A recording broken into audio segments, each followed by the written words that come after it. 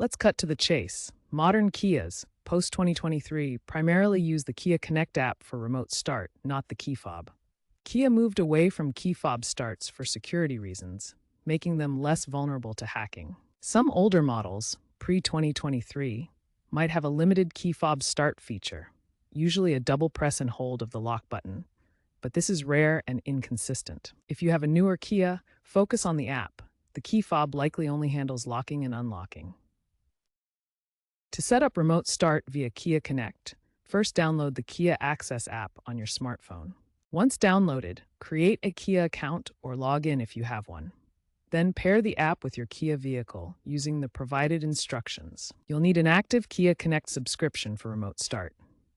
Plans start around $15 per month after the free trial period. For usage, make sure your Kia is parked and locked. Open the Kia Access app and tap the Remote Start button on the dashboard. The vehicle will run for about 10 to 15 minutes before automatically shutting off. Note that Remote Start requires internet connectivity and may not work in areas with poor cell service.